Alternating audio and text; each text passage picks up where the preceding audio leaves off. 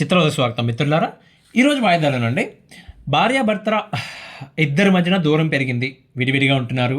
అంటే భార్య ఆవిడ పుట్టిన దగ్గర ఉంటున్నారు, కమ్యూనికేషన్ లేదు, సరిగ్గా మాట్లాడుకోవట్లేదు. చాలా రోజుల నుంచి ఎవరు ముందు యాక్షన్ తీసుకుంటారా, ఒక అడుగు ఎవరు ముందుకు వేస్తారా అని చెప్పి ఎదురు చూస్తూ కూర్చున్నారు. ఇలాంటి సమయంలో మేము తిరిగి కలవాలి అంటే, మా కాపురం నిలబడాలి అంటే ఏం చేయాలి? ఇది ఒకళ్ళు అడిగిన ప్రశ్న కాదని చాలామంది అడుగుతారు. ఇంకా పంచాయతీ దాకా వెళ్ళలేదు, పోలీస్ స్టేషన్ కోర్టు దాకా అసలే వెళ్ళలేదు, ఏం చేయాలని చెప్పి. ఆల్రెడీ కేసులు ఫైల్ అయి ఉంటే కథ వేరే. కానీ ఇలా విడివిడిగా ఉండి వాళ్ళిద్దరి మధ్య సైలెన్స్ ఉన్నప్పుడు ఏం చేస్తే తిరిగి కలిసే అవకాశం ఉందని చెప్పి చూద్దాం ఇవాళ. సి ఏ కాపురం అయినా సరే అది విడిపోవడానికి డ్రైవ్ చేసేది ఏంటండి? అవమానం, అహంకారం, భయం, కోపం. రైట్? ఇవి 4 పిల్లర్స్ అండి. ఇవి 4 కారణం అవుతాయి. వీటి కారణంగా మీ ఎమోషన్స్ ఆల్రెడీ చాలా హైలో ఉంటాయి. ఆ టైంలో మీరు వీటిని కంట్రోల్లో పెట్టుకొని పరిస్థితిని చక్కదిద్దగలిగితే మీ కాపురం మళ్ళీ నిలబడుతుందండి. లేదంటే ఎస్కలేట్ అవుతుంది. పంచాయతీ దగ్గరికి వెళ్తారు, పెద్ద మనుషులు అంటారు, పోలీసులు అంటారు, కోర్టులు అంటారు, తెగతింపులకి వెళ్ళిపోతుంది. మరి నిలబెట్టుకోవాలంటే ఏం చేయాలి? ఇద్దరిలో ఎవరో ఒకరు ముందుకు రావాలి. మీ మధ్యన కమ్యూనికేషన్ లైన్ బాగా చేసుకునే పని చేయండి. అగ్రెసివ్గా నన్ను కాపురానికి తీసుకెళ్తావా లేదా అని ఆవిడ, లేదు తీసుకెళ్లే సమస్య లేదని ఈ మాటలు పనికిరావండి. రైట్? ముందు మీ మధ్య మాటలు లేవు, ఉన్నా సరిగ్గా లేవు. దాన్ని దారిలో పెట్టుకొని ట్రై చేయండి. నార్మల్ మెసేజ్లు పెట్టండి. ఏదో పెడతారు కదా, భోజనం అయిందా, ఏం తిన్నావు, ఎలా తిన్నావు, ఎప్పుడు తిన్నావు, అసలు ఎందుకు తిన్నావు, ఇలా ఏదో ఒకటి అడుగుతుంటారుగా. రైట్? ఈ మెసేజ్ కమ్యూనికేషన్ మీరు అవతల పక్క వాళ్ళ మీద ఇష్టంగా ఉన్నప్పుడు ఎలా మాట్లాడతారు మీకు తెలిసిపోతుంది కదా. మీ మాటల్లోనో మీ మెసేజ్ పెట్టేటప్పుడు తెలిసిపోతుంది కదా. ఫార్మాలిటీకి అడిగినప్పుడు ఎలా మాట్లాడతామో తెలిసిపోతుంది కదా. ఒక వైఫ్ అండ్ హస్బెండ్ అండి, చాలా చిత్రమైన విషయం చెప్తాను, నేను ఆశ్చర్యపోతారు మీరు. వాళ్ళ మధ్య కమ్యూనికేషన్ రోజు ఆ అమ్మాయి గుడ్ మార్నింగ్ పెడుతుంది, లేకపోతే అతను హ్యాపీగా ఉన్నప్పుడు అతను భోజనం చేసామని అడుగుతుంటే అవతల పక్కల రెస్పాన్స్ ఏంటిది హెచ్ఎంఎం అని పెడతారే, లేకపోతే చేశాను, డన్, అయిపోయింది. ఇక నువ్వు చేసావా లేదు. ఇక అది అసలు 6 నెలల పాటు నడిచింది. ఏందో అసలు ఎమోషనల్గా వీక్గా ఉన్నప్పుడన్నా ఎవరు ముందుకు రాలేదు. చాలా విచిత్రమైన విషయం. మీ మధ్యనేమో ముద్దు పేర్లు ఉంటాయి, బుజ్జగించడాలు ఉంటాయి, ఇవన్నీ ఉంటాయి కదా. లేదు, బిగుసుకుపోతారు, ఎవ్వరు తగ్గకపోతే ఎలా అండి తేలేది?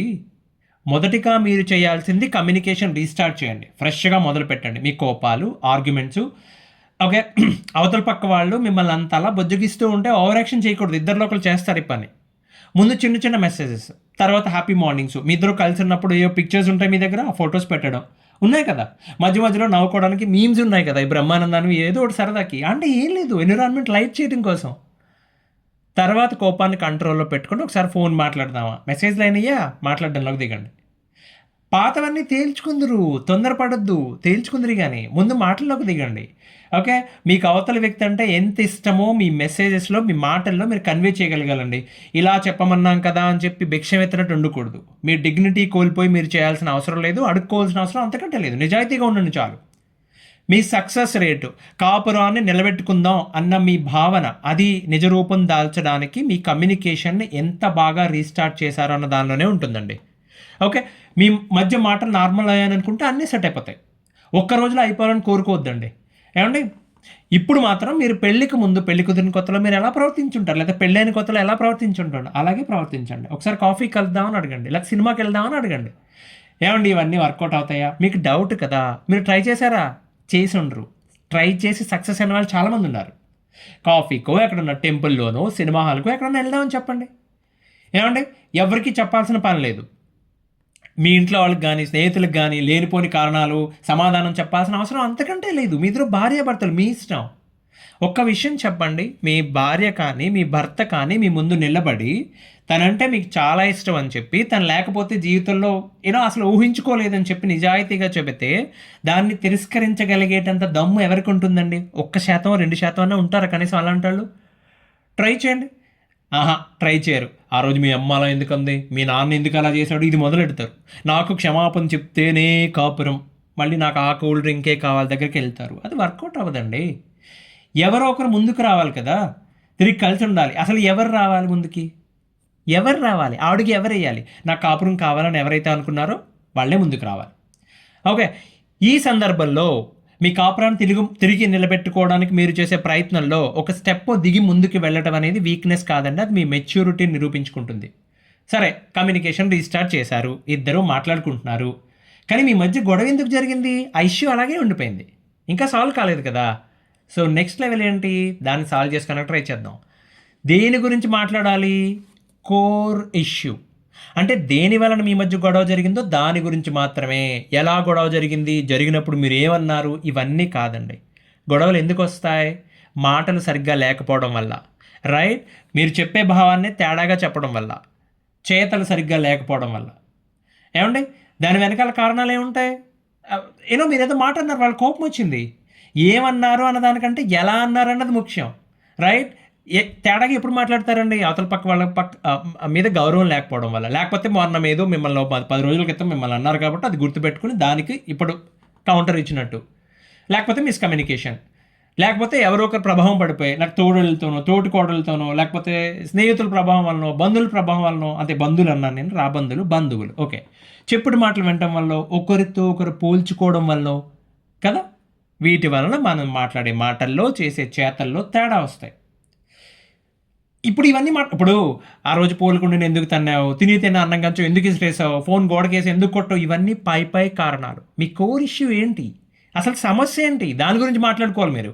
వేరు కాపురం పెట్టమని అడుగుతుందా ఆవిడ, లేకపోతే పుట్టిన నుంచి డబ్బులు తెమ్మంటున్నాడు ఆయన, ఖర్చులు ఎక్కువ పెడుతున్నారని గొడవపడ్డారా, బాధ్యతలు పంచుకోవడంలో చిక్కామని వచ్చిందా, ఇలాంటివి కారణాలు అవుతాయండి. ఇలాంటి విషయాలకు దెబ్బలాడుకుంటే ఆ దెబ్బలాటకు ఒక మర్యాద ఉంటుందండి. ఇంత పెద్ద విషయాలు కాదండి. ఒకరి పనులు, ఒకరి అలవాట్లు ఒకరికి నచ్చడం లేదని, కోపంలో మాట అనుకున్నారని, ఇంకొకరితో పోలికలని, అభిప్రాయ భేదాలట. ఆవిరిగూడెం మీద నల్లమిరియాలు అతికించినట్టుంటే మీ అభిప్రాయ భేదాలకు నిప్పెట్ట. అసలు అభిప్రాయం అంటే ఏంటి తెలుసా, ఒపీనియన్ కదా అంటారు ఇంగ్లీష్లో. Time to time, case by case అన్నీ మారిపోతాయి. ఇవాళ ఉదయం నీకున్న కరెక్ట్ అనిపించింది, సాయంత్రానికి తప్పు అనిపించవచ్చు. మొన్న బాగాలేదనుకున్న సినిమా ఇవాళ నచ్చేస్తుంది మీకు, అప్పుడెప్పుడో నచ్చని వంకాయ కొని ఇవాళ నచ్చేస్తుంది. అది వంకాయ తప్పు కాదు, అది గొప్పతనం కాదు, దాన్ని కూరండున్నాడు అది. ఈ విషయాలన్నీ తెలుసుకునేలోపు మీ జీవితం తెల్లారిపోద్దండి. మీ కోపాన్ని కంట్రోల్లో పెట్టుకుని మాట్లాడండి. ఏమండి, ఇద్దరు కూడా ఎవ్వరి మీద బ్లేమ్ వేయద్దు. ఒకవేళ అబ్బాయి సైడ్ కానీ అమ్మాయి సైడ్ కానీ తల్లిదండ్రులు ఏదన్నా మీ మధ్యలో ఇన్వాల్వ్ అయ్యి దానివల్ల గొడవలు వచ్చి ఉంటే, ఇప్పుడు కూడా మీ మాటల మధ్యలో వాళ్ళని నిందించడం కానీ, ఏకవచన ప్రయోగం కానీ, వాళ్ళని తిట్టడం కానీ చేయొద్దండి. అది ఎప్పటికీ కలిసి ఉండే అవకాశం లేదు మీకు అలా తిరిగితే. ఓకే, ఇప్పుడు మీరు చేయాల్సిందేంటి, మీ మధ్య గొడవకి అసలు మూల కారణం ఏంటి ఐడెంటిఫై చేశారు. ఫస్ట్ చేశాక దాన్ని అప్పుడు సాల్వ్ చేయడం వల్ల మీ వల్ల కాకపోవచ్చు. ఇప్పుడు నేను చెప్పినట్టు వేరు కాపురం మీకు పరిస్థితి లేవు, అది ఆదాయ మార్గం సరిగ్గా లేదు, ఆర్ వేరు కాపురం ఇంపాసిబుల్ సిచ్యువేషన్, మీ వల్ల కాకపోతే మీ ఇంట్లో మీకు నచ్చిన ఇద్దరికి నచ్చిన పెద్దవాళ్ళు ఉంటారు కదా, మీ అమ్మగారు నాన్నగారు కాకపోతే పెద్దనాన్నగారు తాతగారు ఎవరొకరు, లేదు మ్యారేజ్ కౌన్సిలర్ని అప్రోచ్ అవ్వండి, ఖచ్చితంగా సొల్యూషన్ ఇస్తారండి. ఓకే, అది దొరికాకి ఇద్దరు ఒక మాట మీదకి రండి. ఎవరి బౌండరీస్ వాళ్ళు చాలా క్లియర్గా డిక్లేర్ చేసుకోండి. ఓకే, ఈ విషయాల్లో నేను జాగ్రత్తగా ఉంటాను, మా అమ్మ నాన్న ఈ విషయాల్లో ఇన్వాల్వ్ కాకుండా చూసుకునే బాధ్యత నాది, రెండు పక్కల నుంచి ఉండాలి. ఓకే, పలానా రోజు వయసుకి కూడా మర్యాద ఇవ్వకుండా నేను ఏదో అనకూడని మాట్లాడినాను, నేను వాళ్ళకి క్షమాపణ చెప్తాను. నేను వాళ్ళకంటే చిన్నదాన్ని, లేకపోతే వాళ్ళకంటే చిన్నాన్ని, క్షమాపణ చెప్తే తప్పే ఉందండి.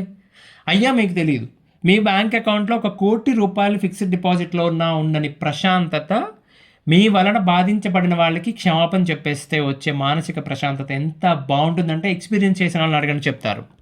ఏమండి, మీకు క్షమాపణ చెప్తే మీరు ఏదో తగ్గిపోయిన అనుకుంటారు కదా, మీ చుట్టూ ఉన్న వాళ్ళకి మీ మీద గౌరవం పెరుగుతుంది. చాలా చిత్రంగా మీ మీద కాన్ఫిడెన్స్ కూడా పెరుగుతుంది. ఓకే, ఈ ప్రాసెస్ మొత్తంలో అవతల వాళ్ళతో ఆడుకుందాన్ని మాత్రం అనుకోద్దండి. కొంతమంది చేస్తారండి, మెసేజ్లను మొదలుపెట్టడం, కమ్యూనికేషన్ మొదలు పెడతారు, తర్వాత ఎమోషనల్ బ్లాక్మెయిల్ చేస్తారు, మెల్లిగా బెదిరింపుల్లోకి దిగుతారు. దీనివల్ల మీకు నష్టం తప్ప ఇంకొక లాభం ఏదీ ఉండదు. మీకు నచ్చకపోతే మర్యాదగానే తిరస్కరించండి, అవతల వాళ్ళు కూడా అలాగే తీసుకోండి. దాన్ని రాద్ధాంతం చేసి గొడవ పెద్ద చేసుకోవద్దు. మొత్తం ప్రాసెస్ ఏంటి నేను ఏం చెప్పాను, ముందు మెసేజ్లు, తర్వాత మాటలు, వీలైతే బయట ఎక్కడన్నా కలవండి, మళ్ళీ ప్రయాణం కొత్తగా మొదలుపెట్టండి. కోపం తెచ్చుకోవద్దు అంటూనే ఒకసారి మీరు చెప్పాల్సిన క్షమాపణ చెప్పేసి మీరు ఇవ్వాల్సిన క్లారిఫికేషన్స్ ఇచ్చేసేయండి. అప్పుడు మీ కోర్ ఇష్యూ మీద ఫోకస్ చేయండి, దాని సొల్యూషన్ వెతకండి. ఓకే, మీ పార్ట్నర్ మీద మీకున్న ప్రేమను అందంగా వ్యక్తపరచండి. ఏదేమైనా మీ ఇద్దరు భార్యాభర్తలు కలిసే ఉంటామని చెప్పి నిర్ణయించుకోండి. మీ ఇద్దరి మధ్యన పిల్లలుంటే ఎట్టి పరిస్థితుల్లోనే కలిసే ఉంటామని చెప్పండి. మీ పెద్దవాళ్ళకి మీరు చెప్పండి. ఎలా చెప్పాలి, మా ఆయన ఇలా అంటున్నారు నేను ఏం చేయను కాదు, మా ఆయన ఇలా అంటున్నారు నేను ఇలా చెప్పాను, మేమిద్దరం ఒక డెసిషన్కి వచ్చాం, కలిసే ఉందామని నిర్ణయించుకుందాం, మీరు కొన్నాళ్ళ పాటు మా జోలికి రాకండి. రైట్, ఇద్దరు అలాగే చెప్పాలి, యువతల పక్కన ఈయన కూడా అట్లాగే చెప్పాలి. అది వేరు కాపురం కావాలని చెప్తోంది. Right, okay. మీ మీద గౌరవం ఏం తగ్గలేదు. నేనే అన్నాను గొడవలు పడకుండా ఉంటారు కాబట్టి కొన్నాళ్ళు ట్రై చేసి చూస్తాం అని చెప్పండి. మీ ఒరిజినల్ ఉద్దేశం కొన్నాళ్ళు ట్రై చేసి చూడడం కాదు, పర్మనెంట్గా వేరు కాపురమే అనుకోండి. ఫర్ ఎగ్జాంపుల్ చాలామంది చెప్తారు ఎందుకు ఉండాలండి అది. నేను అదే చెప్తున్నాను సార్, ఇవాళ రేపు కష్టం అండి. వాళ్ళకి కూడా హ్యాపీ అండి, మీ అమ్మ నాన్నకు కూడా హ్యాపీ. వేరు కాపురం పెడితే బొండరా పేడబోద్దు, రోజంతా మీకు కాఫీలు ఎక్కడ కాసి పెట్టం మేము, ఇద్దరు ఉద్యోగానికి తగలడి, మీ పిల్లలు మేము ఎక్కడ పెంచాం, మా ఏడిపోతే మేము ఏడుస్తూ ఉంటారు వాళ్ళు కూడా హ్యాపీగా. అవే ఈ ప్రాసెస్ మొత్తంలో మీ మీద ఎవరి ఇన్ఫ్లుయెన్స్ కూడా లేకుండా చూసుకోండి. ఓకే, అసలు నాకు మాట్లాడే అవకాశం ఇవ్వట్లేదండి, నా నెంబర్ బ్లాక్ చేశాడు అవతల పక్కైనా, లేకపోతే ఆమె బ్లాక్ చేసింది ఆ నెంబరు, ఇంకో నెంబర్ తీసుకోండి. ఒక్కసారి మాట్లాడాలని ట్రై చేయండి. మీరు ఈమెయిల్ పెడతారో, ఎస్ఎంఎస్ చేస్తారో, వాట్సాప్లో పెడతారో, లేకపోతే ఇన్స్టాగ్రామ్, ఫేస్బుక్ ఎక్కడో దొరకపోతే గూగుల్ పేలో, ఫోన్పేలో కూడా మెసేజ్ చేయండి. ఏం చెబితే అవతల వాళ్ళ నుంచి సానుకూలంగా రెస్పాన్స్ ఉంటుందో మీకు తెలుసు కదా. కొన్నాళ్ళు కలిసి కాపురం చేసి తగలడ్డారు కదా, మీకు తెలుసు కదా. రైట్, ఎక్కడున్నా సరే అండి మంచిగా చెప్పడానికి, ప్రేమగా చెప్పడానికి తప్ప ద్వేషం పనికిరాదు. ఇంట్లో వాళ్ళు, వీధిలో వాళ్ళు, బంధువులు, స్నేహితులు, పెద్దలు, పంచాయతీలు, పోలీసులు, లాయర్లు, కోర్టులు అన్నీ ఉన్నాయి. ఇద్దరిని విడగొట్టడానికి హెల్ప్ చేస్తాయి, కానీ ఇద్దరిని కలపడానికి ఆ ఇద్దరే ఉన్నారు. వాళ్ళే ప్రయత్నం చేసుకోవాలి, బయట వాళ్ళు ఎవ్వరు రారండి. ఓకే, ఇద్దరు కలిసిపోవాలి అనుకున్నప్పుడు గోల్డెన్ ప్రిన్సిపల్ ఏంటో తెలుసా? కేసులో గెలవడం కంటే, ఆర్గ్యుమెంట్లో గెలవడం కంటే జీవితంలో గెలవడం, మీ ఇద్దరి మధ్యన ఉన్న బంధాన్ని గెలవడం ముఖ్యం అనుకున్న రోజున మీ ఇద్దరు బ్రహ్మాండంగా కలిసిపోతారండి. ఓ అరుగోండి మాస్టర్ ఎవరంటారు ఇవన్నీ అంటే నేను అలాగే అనుకునేవాడినండి. కానీ ఈ విషయంలో వింటున్నారండి, అక్కడక్కడన్నా వింటున్నారు, విని ప్రయత్నం కూడా చేస్తున్నారు. తక్కువ మంది అయ్యుండొచ్చు, కానీ ఒక జంట తిరిగి కలిశారు అని చెప్పిన ఆ తెలిసిన మరుక్షణం మనకు కలిగిన ఆనందం చాలా అనిపిస్తుంది అనమాట. అంత హ్యాపీగా ఉంటుంది, అంత సంతృప్తిగా ఉంటుంది. నాకు అలాంటి ఒక ఈమెయిల్ వచ్చింది. నేను చెప్పాను ఇప్పుడు వెంటనే వద్దండి, ఒక 6 నెలలు పోనివ్వండి, మీ ఇద్దరు కలిసి ఉండండి, దాన్ని నేను మీ ఇంటికి వస్తాను, మేము మీ వీడియో తీసుకుంటాం మేము హ్యాపీగా అని చెప్పి ప్రయత్నం చేశారు, కలిశారు, చాలా హ్యాపీగా ఉన్నారు. సో నిన్న కూడా అండి ఒక ఈమెయిల్లో చేశాను, ఒక ఆవిడ భార్యాభర్తలు దూరంగా ఉంటున్నారు, ఆ అమ్మాయి కేసు ఏమని సలహాలు ఇస్తున్నారంట. మూతిపళ్ళు రాలగొట్టేయాలి అసలు. ఏమో మొగుడిని ఫోన్ చేయమ్మా కలుపు, మేము మాట్లాడుతూ ఉన్నాను. కానీ పెద్ద మనుషులు అంటే ఇవేం పెద్ద మనుషులు అండి, తద్దినం పెట్టేది ఏదో వాళ్ళకి. కేసు వేయడం ఏంటండి, ఇది ఇంత సరదా ఉందేంటి వీళ్ళకి, అసలు నాకు అర్థం కాక అడుగుతా. ఎందుకు వేస్తారు కేసు? మీరు పెద్ద మనుషులు అయితే వాళ్ళతో మాట్లాడండి, వెళ్ళి అవతల పక్క వాళ్ళతో, అమ్మాయిని ఏమేమి మాట్లాడవే అని చెప్పండి. అబ్బాయి సైడ్ అంతే, అలాగే ఉన్నారు చాలామంది, కలవరు, మాట్లాడరు. మా అబ్బాయి మాట్లాడండి, మరి ఎవరు మాట్లాడతారండి? పెళ్లి చేసిన మీ అబ్బాయికే కదా, ఎవరు మాట్లాడతారు మరి? నేను పొనియన్ సెలవుని వచ్చి మాట్లాడతాడేంటి మీ అబ్బాయికి ఇచ్చి పెళ్లి చేసి? సార్ ఇదంతా ఎందుకు చెప్తున్నా, ఇంత కంఠశోష ఎందుకు సార్? నిన్న ఆదివారం కదా, నిన్న పొద్దుట తెల్లవారుజామున ఒక ఆవిడ హాంకాంగ్ నుండి లండన్ వెళ్తున్నారండి. విమానం బయలుదేరిన గంటకి ఆవిడ చనిపోయింది, ఫ్లైట్లోనే చనిపోయింది. ఆవిడ చనిపోయిన తర్వాత డెడ్ బాడీని మూట కట్టి వెనకాల పాడేశారు వాళ్ళు. ఫ్లైట్ హీత్రూలో ల్యాండ్ అయిన తర్వాత ఆవిడ డెడ్ బాడీని అప్పగించారు. ఆవిడకి లండన్లో 8 అపాయింట్మెంట్స్ ఉన్నాయి, ఐ థింక్ 3-4 రోజులకు గాను. అక్కడ నుండి తిరిగి వచ్చాక ఒక పార్టీని హోస్ట్ చేద్దామని చెప్పి ఏర్పాట్లో ఉన్నారు ఇంటి దగ్గర అందరూ. పుట్టుక, మరణం, ఈ 2 క్షణికమే కదండి. ఆ క్షణం ఎప్పుడో ఎక్కడో రాసి పెట్టేసింది, మనకి తెలియదంతే. అక్కడ బ్యాటరీతో కూడా పని అయినా, బ్యాటరీతో కానీ కరెంట్తో కానీ ఏ సంబంధం లేని టైమర్ ఒకటి టిక్ టిక్ టిక్ మన నడుస్తూనే ఉంది. మీరేమో గొడవలు, కోట్లు, కొట్లాట అంటూ తిరుగుతున్నారు. ఒక్కసారి ఆలోచించండి, రేపొద్దున మీరు లేకపోతే ఏంటి పరిస్థితి? ఎందుకు ఈ ప్రతీకారాలు? ఏం చేసుకుంటారు? ఆ డబ్బులు ఎక్కడ పెట్టుకుంటారు? ఆ బంగారం ఏం చేసుకుంటారు? ఇద్దరు అండి మంచి నిర్ణయం తీసుకోండి, ప్రశాంతంగా కలిసి ఉండండి.